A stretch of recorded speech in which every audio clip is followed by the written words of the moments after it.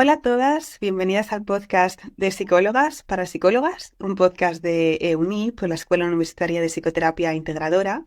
Bienvenidas al segundo episodio de esta temporada del podcast. Yo soy Isa, psicóloga del equipo, y qué ilusión volver de nuevo pues a grabar a este episodio, a seguir formando parte de este proyecto. Además con una invitada de oro que ya ha estado pues haciendo sus pinitos dentro de Somos Estupendas en alguna ocasión el año pasado. Pero a mí me hace mucha ilusión grabar con ella y compartir ese espacio de una forma más individual, porque cuando nos conocimos era en un espacio como de un evento, mucho más caótico, al menos lleno de estímulos, y el otro día cuando nos reunimos Mar y yo, aunque ahora os la presentaré, le decía, jo, pues me hace como ilusión conocerte así, siento que te estoy conociendo de nuevo. Así que ahora os la voy a presentar, pero bueno, bienvenidas de nuevo a este episodio. Y bienvenida, Mar. Ella es psicóloga y neurocientífica y la creadora también de ese gran proyecto de El síndrome de la impostora. Bienvenida, Mar, y gracias por estar aquí. Gracias, Isa. Tenía muchísimas ganas de charlar un ratito más contigo, ¿no? Que como tú dices, nos conocimos en el evento de Somos Estupendas, pero me quedé con ganas de estar contigo un rato más y tener una charla de psicóloga a psicóloga. Totalmente, sí, que eso es lo que es, ¿no? Pues una charla informal para hablar de, como no podía ser de otra manera contigo, el síndrome de la impostora, que es un tema que es súper sonado en el sentido de que como terapeutas conocemos, las pacientes también lo conocen, nos lo verbalizan en muchas ocasiones, entonces también nos parecía súper importante dar un espacio a hablar sobre ello, a profundizar en ello y a ver qué hay detrás, ¿no? De todo esto y cómo podemos enfocarlo también dentro de la terapia. Pero si te parece mal, pues vamos a empezar por el principio, ¿no? ¿Por qué es ese síndrome de la impostora desde ese punto de vista psicológico? Vale, bueno, el síndrome de la impostora, que no es un síndrome, pero se acuñó a una serie de sensaciones, de pensamientos que pasan cuando una persona pues duda constantemente de sí misma o tiene la sensación de que como, bueno, como el nombre indica, de que está impostando y que no merece estar en el puesto que tiene o que la gente la ve de una forma que ella a sí misma no se ve. Por lo tanto, como ella a sí misma no se ve de la forma que le ven los demás, porque es incapaz o le cuesta integrar sus logros y esta identidad, pues tiene esa sensación de impostoría, ¿no? Y esto lo que genera es un miedo a, ostras, es que pues me van a descubrir, me van a pillar. Lo que hace pues que, bueno, a veces pues acaben haciendo pues mecanismos de defensa para que esto no pase, como pues trabajando muchísimo, sobreesforzándose o al contrario, evitando cualquier situación que para esa persona le suponga un malestar, ¿no? Por lo tanto, pues no alcanzan las metas de, ostras, me gustaría hacer esto, pero claro, no soy suficiente, no me atrevo, ¿no? Va mucho con esta idea de no soy suficiente, yo no valgo, yo no puedo. Ujú, claro, sí, como yo no tengo un espacio dentro de que esto que estoy haciendo, ¿no? Soy como esa farsante que está ocupando un espacio que no es suyo, que esto me parece de lo más doloroso del mundo, ¿no? En cualquier lugar en el que yo esté, no es donde debo estar. Soy una farsante, una impostora dentro de ese lugar. Es como si nada fuera suficiente, bueno, si yo no fuera suficiente para estar en cualquiera de esas formas en las que yo pueda estar o en cualquiera de esos lugares en los que yo pueda estar. Y me parece de lo más doloroso. Es muy doloroso, ¿no? De hecho, hay una base de trauma detrás de este síndrome de la impostora, porque una cosa es que te aparezca la inseguridad, que nos aparece a todo el mundo cuando vamos a empezar a hacer una cosa nueva, que no nadie va de súper seguro, aunque no mucha gente exigente es como, ay, es que quiero estar segura haciendo esto nuevo que no he hecho nunca. Y es como, bueno, a ver, vamos a intentar aprender a acompañarnos en nuestra inseguridad, ¿no? Pero esto puede llegar al punto de bloqueo de esa sensación de soy incapaz, no pertenezco, y esa necesidad siempre de que el otro me diga que sí que valgo y me refuerza, porque yo por mí misma no conecto con esto. Y eso duele mucho, y las personas que lo sufren, pues en realidad sí tengo un dolor emocional muy grande. Ujú, Porque, sí. por- Ujú. Sí, y además también me pienso más que también hay veces con los que en que me he encontrado que incluso obteniendo como esa valoración o esa validación externa de tú vales para esto, eres suficiente, esas palabras como más reafirmantes acerca de que yo tengo el derecho a estar en ese lugar, a hacer lo que estoy haciendo y valgo para ello. Incluso también hay una parte de no puedo aceptar esto que tú me estás diciendo, ¿no? No tolero ese afecto positivo o esa validación. También entiendo que tiene que ver con esa integración que decías antes, ¿no? No puedo integrar que yo soy una persona suficiente, no puedo integrar que por supuesto que tengo derecho a estar ahí y no soy una farsante, una impostora. Entonces también siento que hay incluso un punto de, incluso aunque otras personas me reafirmen y me digan que sí, que tengo cabida aquí y que además valgo mucho para ello, yo sigo sin creérmelo porque no he integrado esa creencia dentro de mi modelo operativo. Totalmente. Si tú tienes la creencia de yo no soy suficiente, yo no valgo, lo que te digan los demás va a ir en contra, ¿no? de esto, y lo vas a rechazar o lo vas a buscar excusas. Bueno, es que esto es porque el otro día me salió esto bien, por suerte. Esto fue por casualidad. Esto fue porque, claro, aquel día me esforcé mucho, pero esto no, en realidad no soy así, ¿no? O Mm. sea, todo el rato van a ir justificando para poder confirmar su creencia de no ser suficiente o de no pertenencia. Ujú. Sí, como un locus de control súper externalizado, ¿no? De me lo dice porque me quiere, me lo dice para que no esté triste, me lo dice para quedar bien. Es como es que se atribuye pues solo a la suerte o al afecto por parte de otra persona, pero claro, como yo, desde ese síndrome de la impostora, ¿no? O desde esa sensación de impostora, o desde esa herida, ¿no? Por decirlo de otra forma, me va a valer esas palabras, ¿no? Si realmente lo que está pasando es que por dentro no he integrado que yo valgo. Entonces ya no solo tiene que ver con esas palabras, sino con cuál es esa herida, ¿no? Que ahora hablaremos un poco de esa parte más relacionada con el trauma que comentabas. Sí, así es. O sea, van a montarse cualquier película, cualquier frase, lo que sea, simplemente pues para rechazar, conectar con esa sensación de pertenencia, porque pues probablemente igual pues no han conectado nunca, ¿no? Ujú. Y porque detrás del síndrome de la impostora hay un trauma del vínculo o un trauma del desarrollo, ¿no? El no haber sido vista con esos ojos de pertenencia, de valía, el no, el no haber sentido el yo sí puedo, el yo sí valgo.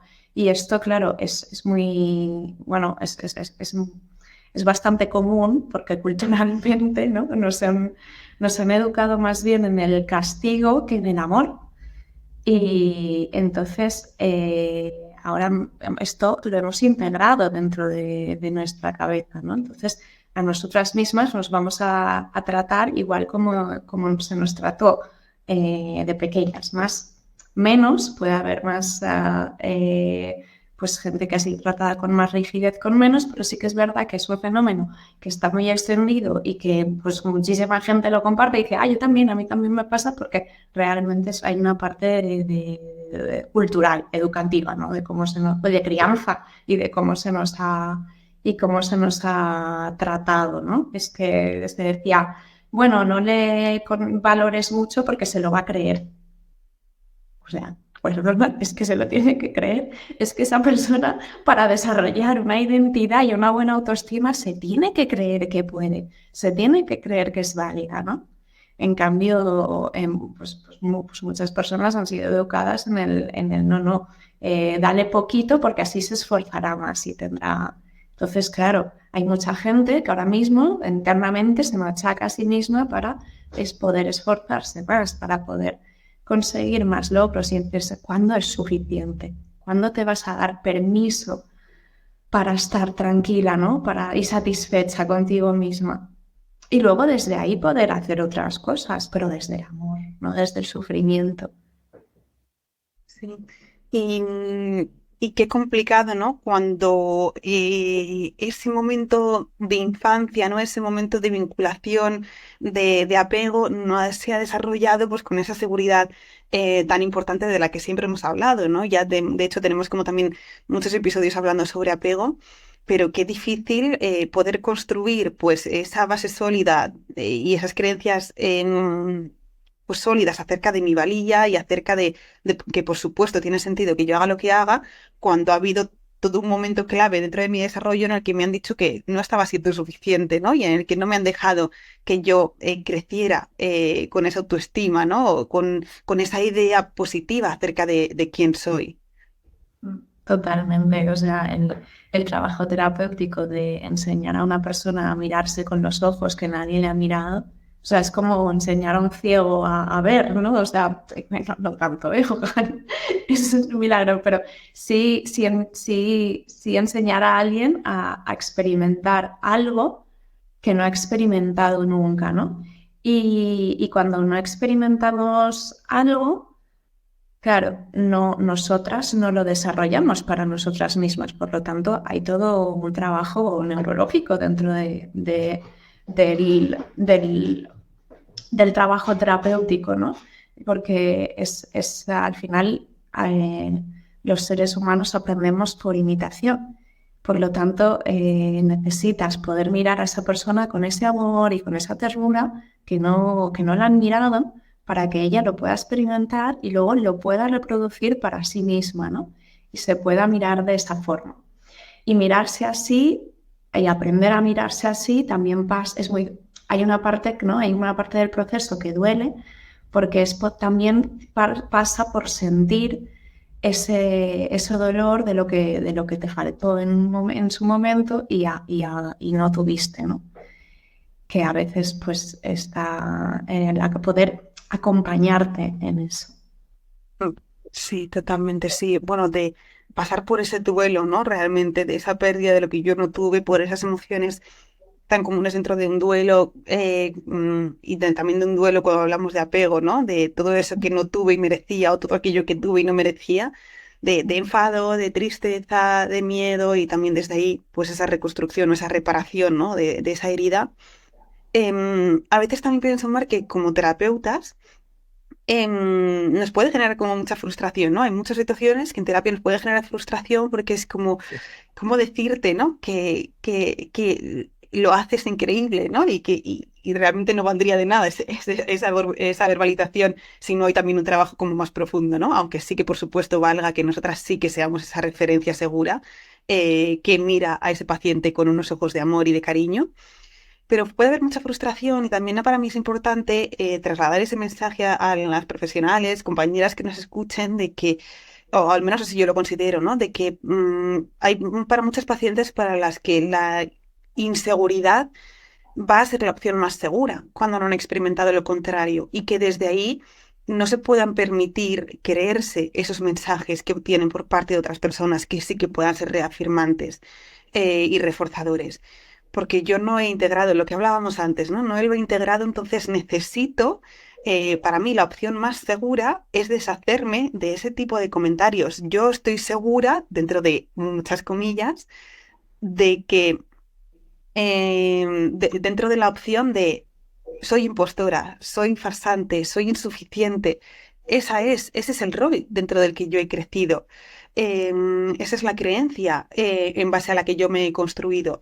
Entonces, todo lo que se salga de ahí va a suponer algo que no entra dentro de mis esquemas. Entonces, Claro. también dirigido como esa frustración, ¿no? Como terapeuta es como hay una necesidad de hacer ese trabajo profundo porque para esa paciente en ese momento lo más seguro es creerse insuficiente, por duro que sea. Totalmente, es lo conocido, es lo que me da seguridad y lo nuevo es un desafío, ¿no? Entonces me aferro a lo viejo porque para hacer la transición a lo nuevo tengo que soltar. Y cuando suelto lo que me da seguridad pasa un proceso de inestabilidad que tengo que tener herramientas para sostenerme ahí, ¿no? Entonces es un proceso largo porque a nivel, ¿no? Esto para las terapeutas que decías que se frustran, claro, a nivel cognitivo es muy fácil saber algo porque yo lo leo y ya está. Yo sé que tú me quieres, pero yo necesito experimentar que tú me quieres.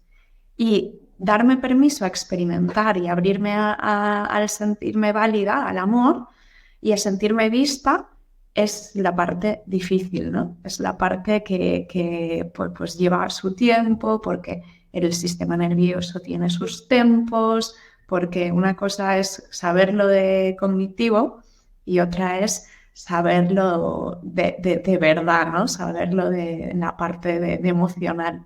Entonces, esta es la parte del proceso en el que pues a veces puede haber terapeutas que se frustren porque van a ver cómo su paciente, cada vez que tenga una situación, probablemente vaya a ejecutar las cosas que más seguridad le dan, aunque eso luego le sea perjudicial, ¿no?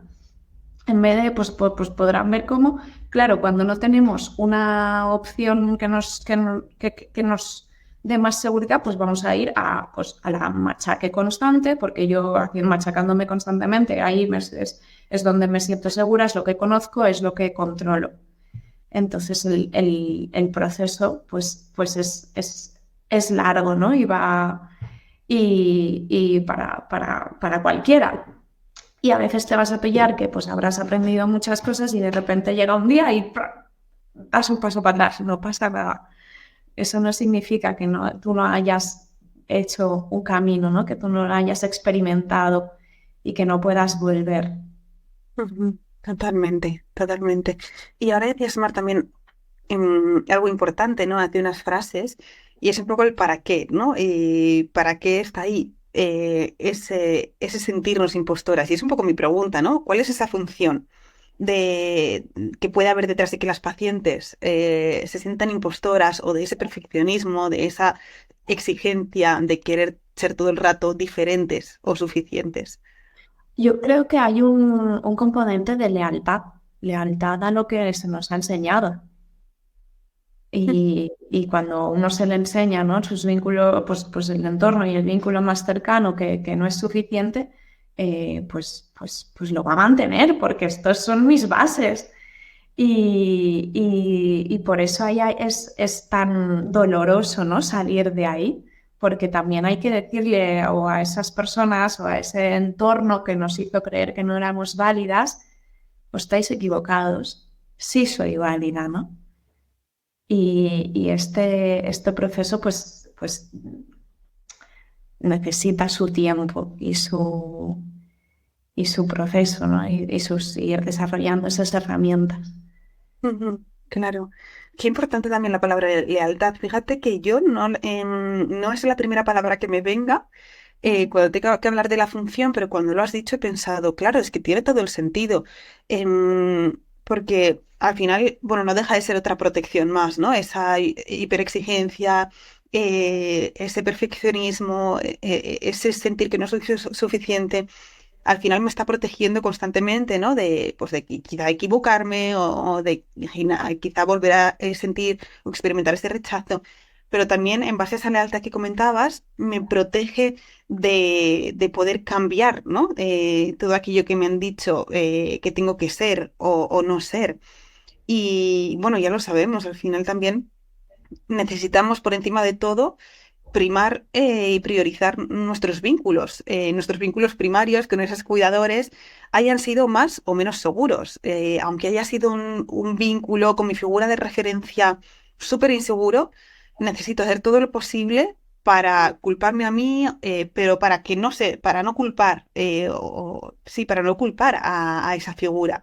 Me tengo que cargar yo con ese encajar dentro de lo que espera de mí. Entonces, esa lealtad también, ¿no? Como necesito proteger esa lealtad, necesito protegerme frente a la idea de que esa figura, con todo lo que me trasladó, siga sintiendo que yo soy de la forma en la que esperaba. Claro, porque de pequeña eres hiperdependiente de esa figura, entonces es o eso o nada, o la muerte. Por lo tanto, vas a amputarte una pierna si hace falta para seguir ahí, ¿no? Y la parte del volverte adulta es decir, hey, es que ahora ya no eres de hiperdependiente de esto, ya puedes desarrollar tu forma de ver el mundo, tu forma de sentirte, la relación contigo misma y cómo te tratas y poder desarrollar esa forma, ¿no? Y esa visión y sostenerte a ti misma es un superpoder. Porque pues sueltas esas lealtades, sueltas toda esa parte, ¿no? Y te das a ti lo que tú necesitas. Y ahí es donde las impostoras se empoderan y dicen, wow, ostras, qué bien, ya no tengo que hacer caso a estos mandatos, ¿no? Ya no tengo que sobreesforzarme, porque a veces, pues lo que decías, para que hay muchos mecanismos de defensa que las agotan y que te generan mucho más sufrimiento del necesario, ¿no? Como me siento una impostora, me sobreesfuerzo y entonces así nadie lo va a descubrir. Entonces los estándares son más altos y están todo el rato pues, al borde del burnout, porque siempre va a haber trabajo, siempre va a haber cosas que hacer. O no se permiten cuando a las impostoras, cuando le encomandas una tarea, sabes que te la va a hacer perfecta. O sea, va a hacer además todo lo mejor posible porque necesita ese refuerzo, porque ella internamente siente que no es suficiente. Entonces pone toda su valía en cómo hace las cosas, ¿no? En cómo las ejecuta, no en esa valía interna, porque no la tiene. Porque es un... Wow, es que vaya mundo todo esto, ¿no? Y antes de hablar también de qué hacemos, ¿no? Como terapeutas cuando hay toda esta problemática, por decirlo de alguna forma, ¿no? Aunque más allá de denominarlo como un problema, también siento que es algo que tiene esa connotación bueno, ha tenido una función para ti, veamos cuál es, ¿no? Entonces, bueno, problemática, solo por utilizar alguna palabra. Em, Antes de hablar de eso, de cómo intervenimos o de cómo acompañamos a estas personas, también para mí un apunte importante y es que creo que no es casualidad que estemos hablando la mayor parte del tiempo en femenino. Y es que siento que el síndrome de la impostora o esa sensación de impostoras afecta mucho a mujeres, a nosotras como mujeres. Y no sé, Mar, cómo también lo sientes, qué es lo que te encuentras en consulta, ¿no? En terapia, porque para mí sí que es muy importante en este sentido tener esa perspectiva de género, ¿no? De todos esos mandatos que hemos tenido como mujeres y de esa verbalización constante, esa presión constante de no ser nunca suficientes. Entonces, ¿cómo lo sientes? Tal cual, ¿no? Bueno, me encanta porque yo siempre digo, ¿no? El síndrome de la impostora es un trauma complejo de apego que tiene tres patas. Tiene el vínculo con la familia, la cultura jerárquica, autoritaria y de castigo en la que hemos vivido, y luego las mujeres ya salimos al mundo y nos encontramos con el patriarcado, ese sitio donde nos dicen que no pertenecemos a la esfera laboral, que nosotras tenemos que cuidar, que nosotras tenemos que tal. Entonces, tú imagínate, si tú ya vienes con heridas de no sentirte vista, de no haberte sentido suficiente, tu autoestima así, sales en la educación, donde toda es castigo, que no haces los deberes, te castigo, que no los has hecho bien, te puntúo abajo, que sabes, estás todo el rato en evaluación constante de tu valía. Y ya llegas al mundo laboral y no eres vista. O sea, es que no existes. Vas a intentar hablar en una reunión y bueno, pasan por encima de ti, tus propuestas no son tan buenas como las de tu compañero, o sea, y te empiezas sutilmente a encontrar, o sea, a reforzar todo esto que tú ya traías de base, ¿no? Entonces, lo que hace el patriarcado es reforzar esa sensación de que no eres suficiente y de que tú no perteneces al mundo, ¿no? Tú tienes que estar pues calladita, sumisa, haciendo las cosas bien, cumpliendo, ¿no? Con tu parte, pero no destaques, no alces la voz, no protestes, porque esto no es tú. Sí, entonces, claro, es un combo. O sea, ya llevas lo tuyo de casa, ya en la escolaridad se ha reforzado ese miedo, ¿no? Y ya llegas al mundo laboral y todavía pues ya pues lo asumes. O sea, por eso tantas mujeres, ¿no? Es que aquí, por eso yo le llamé el síndrome, digo, es que todas somos impostoras en este mundo, ¿no? Entonces, pues si te te adueñas un poco de eso, te va a ser más fácil poder acompañarte en esto. Sí, Ya no, totalmente. no es lo mismo, esto pasa, pues no es lo mismo entrar en una sala donde vas a ser bien recibida y te van a hacer un hueco, que entrar en una sala donde nadie te mira, todo el mundo va a la suya, tú intentas sentarte en una silla, preguntas, ¿sabes? O sea, todas esas cosas que son sutiles, pero que percibimos, van creando una identidad de nosotras. Claro. Ya hay un estudio muy famoso en Science que decía que se comparaban, ¿no?, niños, niñas, y se les ponían unas imágenes de mujeres y de hombres y decían, ¿qué crees que es la persona más inteligente? Pues el 98% cogían a un hombre y eran ya con 6 añitos. O sea, los estereotipos de género van creando también esta identidad. Entonces, deconstruir todo eso es un trabajo. Ya, claro.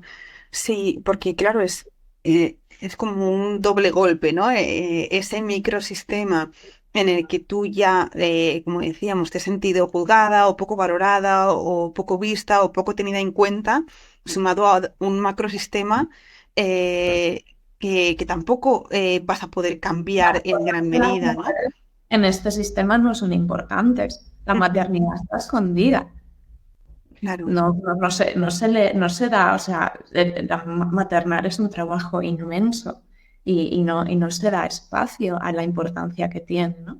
Ya. O los problemas médicos de las mujeres, ¿no? Que al otro día muchas mujeres pues tenían más problemas médicos pues porque no se estudiaban cómo afectaba pues un infarto en mujeres o temas hormonales en mujeres, ¿no? Sí.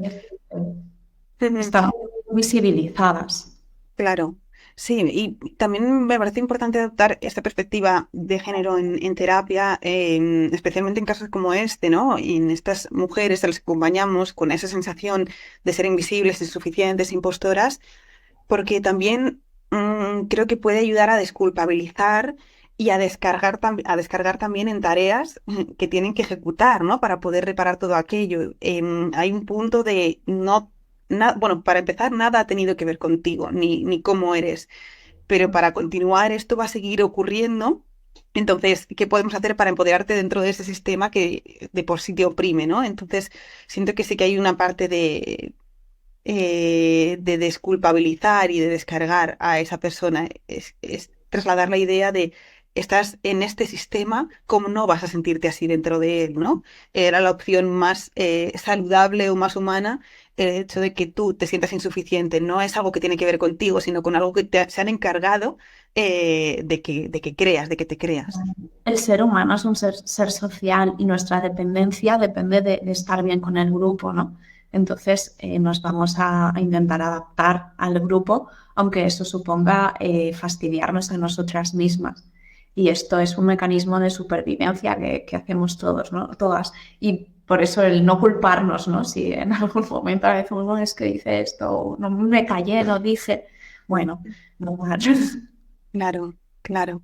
Y he hecho este apunte, aunque todo lo que tiene que ver con la perspectiva de género daría para un episodio nuevo. ¿Qué hacemos, Mar, con esto en terapia? Es decir, ¿cómo trabajamos, cómo acompañamos a personas, mujeres, especialmente, que vivan desde esta sensación de impostoras? Vale. Bueno, claro, es todo un proceso, ¿no? Identificar también de dónde viene cada uno. Luego, dentro de que pues, hemos identificado que hay 3 pilares, pues luego cada caso tiene sus cosas únicas del caso, ¿no? Pero a mí me gusta trabajar pues dando herramientas de autosostén, porque son personas bueno, pues tienen esa herida de no ser suficiente, y vamos a ir trabajando mucho temas de autoestima, de confianza en una misma, de dar pasitos pequeños. O sea, no puede venirte una y decir, bueno, pues tú mañana te presentas a jefa y vas a tirar, no, porque le da un ataque de ansiedad y se va a llorar a su casa y va a ser va a ser contraproducente. Pero sí ir trabajando esa mirada, esa que vayan cambiando la forma que tienen, ¿no? De verse a sí mismas, desculpabilizándose, dándose cuenta de que ellas no eran responsables de cómo han sido vistas, de cómo han sido tratadas, dándoles contexto y dando muchas herramientas a mí me gusta trabajar desde el sistema nervioso, técnicas de autorregulación, porque, bueno, para eso hice neurociencias. Entonces, me gusta trabajar mucho con esa capacidad de autorregularse. Entonces, doy un pasito de algo que me genera, me hace pensar a mí que estoy en una situación de peligro, entonces voy a trabajar a autorregularme y hacer que esto que antes era un espacio de peligro, de hacer un espacio de seguridad. Y así un poco parte cognitiva de construcción de ideas, una parte psicoeducativa también de contexto y de por qué esto puede pasar, y una parte de trabajar el trauma, que esta es la parte, ¿no?, que pues lleva más tiempo y más regulación porque el cuerpo tiene un tempo diferente y hay que ir haciendo poco a poco. Ujú. Bueno, pues me encanta ese enfoque que le das tan compasivo, tan profundo a la vez, tan empoderante, pero también con tanto respeto, ¿no? Hacia los ritmos de esa persona o de esa mujer, como decíamos en concreto, dentro de todo lo que podríamos decir, ¿no? Porque está claro que aquí pues podemos hacer un súper resumen de todo lo que podríamos trabajar, pero así también para que las personas que nos escuchen pues se lleven como esa idea, ¿no? De por dónde empezar. Em, ¿Cómo y contextualizarlo, no? Las sí. chicos que escuchen esto un poco, pues que contextualicen de dónde viene y cómo lo puedo trabajar. Ujú, sí, y también siento que como terapeutas tenemos mucha responsabilidad a la hora de dar importancia a esto, ¿no? El otro día cuando María y yo también hablábamos antes de este episodio, yo también le trasladaba una reflexión que yo tengo, y no sé si os sentiréis identificadas, en las personas que nos escucháis con ello, y es que pienso que muchas veces se infravalora esta verbalización que a menudo pueden hacernos los pacientes. Como decíamos al principio, es algo que fácilmente un paciente puede compartirnos. No es un término invisible o demasiado complejo dentro del mundo de la psicoterapia, sino que sí que es algo pues, por redes más sonado, que tiende a conocerse un poquito más. Y en muchas ocasiones, ellas mismas, los pacientes, nos lo verbalizan de tengo el síndrome de la impostora, es tal cual, tan clara esa verbalización, y en muchas ocasiones siento que como terapeutas podemos quitarle valor, podemos quitarle importancia, podemos infravalorarlo, podemos incluso pasar desapercibida esa verbalización y anclarnos en otra parte del mensaje o del contenido del mensaje que nos haya dicho, sin reparar en ello. Entonces, también de aquí mi pregunta, ¿no? También para ir como concluyendo, cerrando bonito. ¿Por qué crees, Mar, que deberíamos darle importancia a este tipo de verbalizaciones o de situaciones? Pues yo creo que deberíamos darle importancia porque es una señal de trauma de apego, de trauma del desarrollo, ¿no? Y creo que se normaliza mucho porque, pues, por lo que hemos hablado del contexto educativo y social en el que hemos criado, pues muchas personas comparten esto. Entonces puede ser como ya, y yo también, pues nada, me aguanto con esto, ¿no? Y es como, bueno, vamos a mirar aquí a ver qué pasa, ¿no? Hasta qué punto esto te está afectando, ¿no? Y nos está afectando a todas y a todos, que el trauma del desarrollo no es algo que es compartido, ¿no? Luego lo que pasa es que sí que hay una parte contextual que puede que a ti a unos beneficie y a otras fastidie más. Pero, pues sí, creo que es algo que está bastante, bastante extendido y es bastante compartido, entonces eso puede hacer que se naturalice, ¿no? Pues bueno, pues sí, normal. Y puede ser que para alguien estar un poco nervioso o sentirse un impostor sea un poco natural, pero que no pueda sostener. Claro, bueno, yo también me pongo nerviosa, claro, todo el mundo no. Sí, pero no.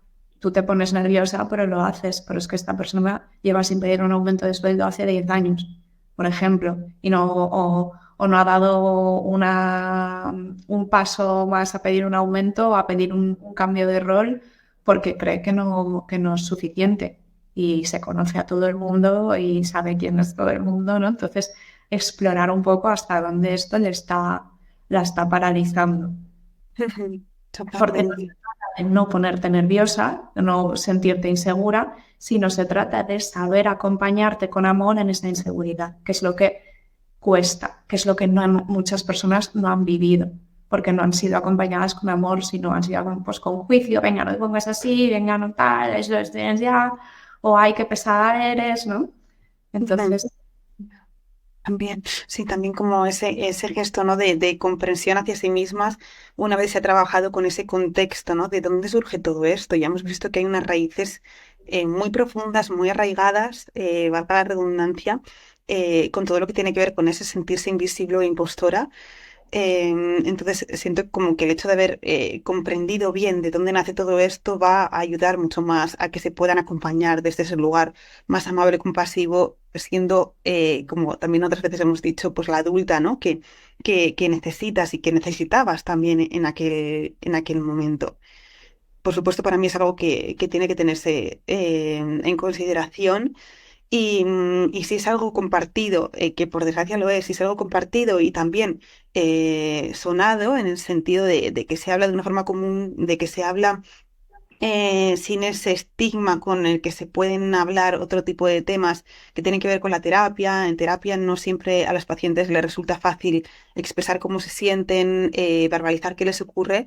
Aprovechemos que esta verbalización puede decirse más para agarrarnos a ello y tirar desde ahí a lo que hay que trabajar.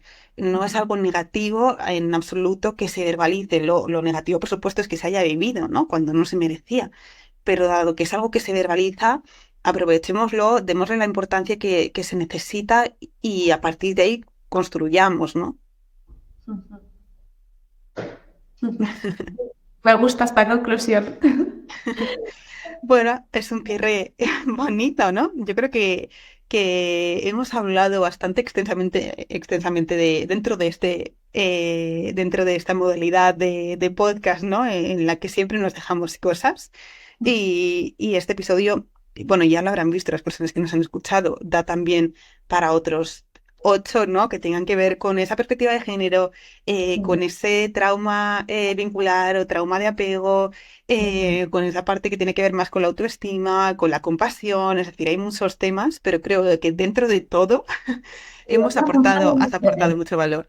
sí, yo cuando dije, ostras, claro, tampoco esperaba que al ponerle ese nombre al Insta llegase a tanta gente, eso, pero me hizo mucha gracia porque, claro, yo dije, hostia, es que esto es la punta del iceberg de un montón de cosas muy importantes y muy necesarias a trabajar, ¿no? Entonces, Totalmente.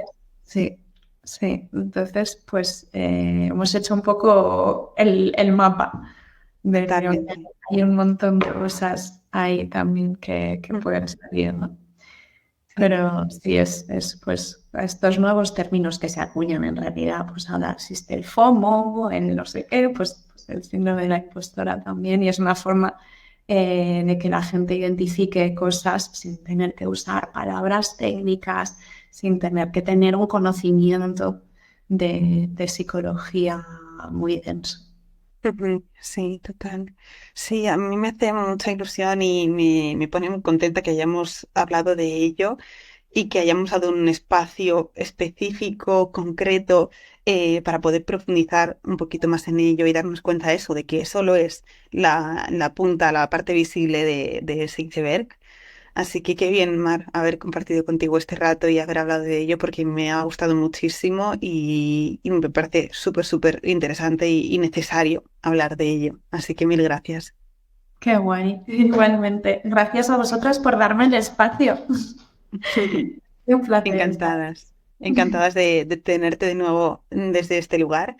Espero que a las personas que nos hayan ido escuchando, aunque estoy segura de ello, les haya aportado a nivel teórico y también incluso a nivel emocional, siendo pues muchas de las personas que seguro que nos han escuchado mujeres, compañeras de profesión. Así que estoy segura de que sí, estoy segura de que es algo que os ha gustado, de que os ha interesado y ojalá Hay haya muchas servido para encontradas por sentir. ahí. Sí, puede ser, seguramente. Yo también lo soy en muchas ocasiones. Todas, y a todas, ¿no? En algunos nos sale esto, es algo que es compartido. Totalmente, sí, yo misma haciendo este podcast muchas veces me siento totalmente impostora, pero claro, no es desde ese lugar traumático del que hablábamos, ¿no? Sino de ese, en muchas ocasiones, pues dudar acerca de nosotras mismas. La importancia, ¿no? Ahí es, pues, cómo nos acompañamos o qué hacemos o qué dejamos de hacer con ello. Así que Eso. espero también que os haya ayudado a sentir no tanto desde esa identificación, pero sí desde ese acompañamiento de hay otras profesionales que también se sienten como vosotras, impostoras en muchas ocasiones. Así que aquí tenéis otras dos personas que también son impostoras en muchos momentos. Bueno, mil gracias. Mil Muchas gracias, gracias. Mar. Gracias a todas las personas que nos han escuchado. Podéis dejarnos cualquier reflexión o cualquier cosa que quierais compartir en cualquier lugar dentro de EUNIP, que estaremos encantadas de crear comunidad también desde ahí. Así que gracias. Nos veremos dentro de la semana, bueno, dentro de una semana, el martes que viene, que esto es algo que cambia respecto de la temporada pasada, que hacemos un episodio cada semana. Así que el martes que viene volveremos con otro episodio más.